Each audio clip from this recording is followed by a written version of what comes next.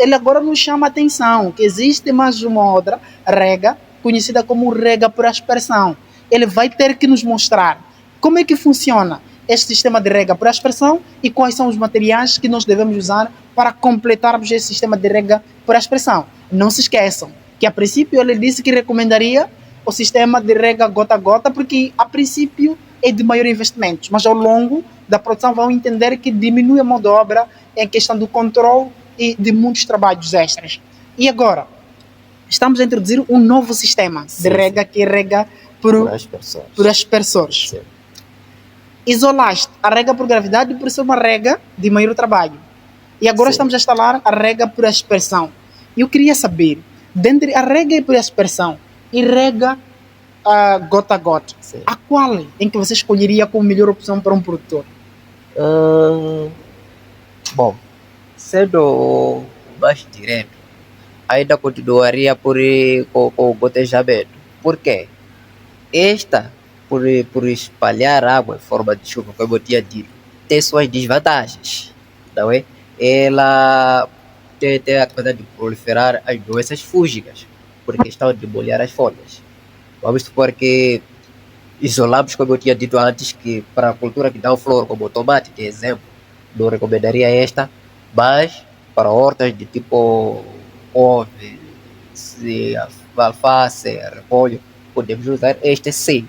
Só que entra já esta componente que lhe tira a vantagem de criar doenças fúngicas, porque ela molha as folhas. Sabemos que quando há raios solares incidindo nas folhas, já com algumas gotas ali, então facilmente aquilo transforma-se em doenças fúngicas, né? A folha pode ficar murchada, queima, color, como o colega disse. Então, eu vou continuar ainda com o rega por gotejamento sobre esta componente. Ainda. Sim. Como sempre temos dado a menção que esse é um canal interativo, estão disponíveis, assim também como tenho a oportunidade de fazer qualquer questão que me apetecer, que eu achar como dificuldade. Estamos a falar, bem, entendemos que não aconselharia usarmos o sistema de rega por aspersão, porque o sistema de rega por aspersão pode criar aborto ao longo das culturas de tomate, no período da rega, e pode também causar as doenças fúngicas. As doenças fúngicas, que são essas conhecidas como as doenças patológicas, causadas por agentes patógenos. E ainda, são as vantagens em que o sistema de rega por aspersão pode trazer ao longo da produção. E o sistema de rega gota a gota, um dos tubos que me mostraste agora para o sistema de rega gota a gota foi drip line. Drip line, traduziste. Eu quero entender, drip line não pode causar dano às plantas ao longo da rega, tendo em conta que o plástico ou o tubo é mole, não pode sofrer algum aquecimento e água que passa naquele tubo aquecendo e fulminar as plantas ao longo da rega. Sim, isso acontece, né? A água estando lá do tubo, ao ar livre, tanto tempo ele vai aquecer. Então, pode criar prejuízo às plantas.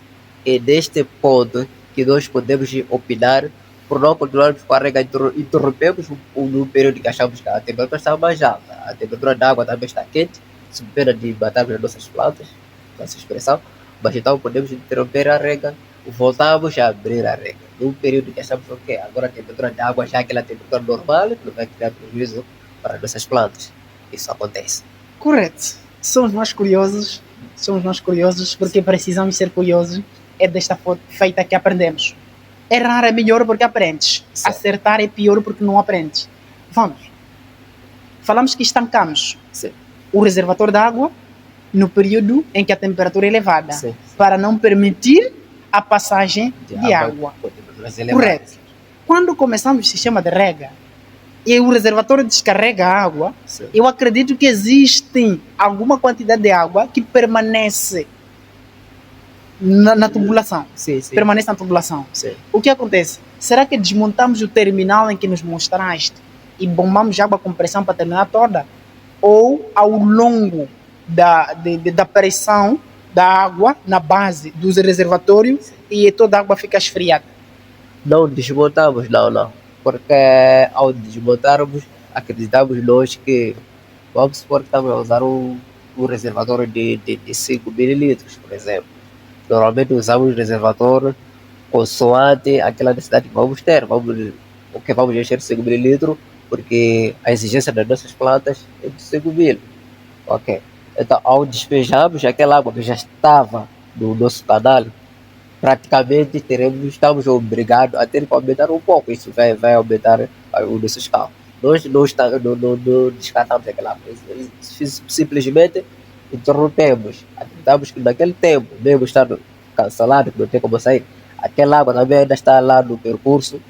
Já interrompemos, não está a vir mais. Aquela com o tempo também vai esfriar, não precisamos descartar aquele.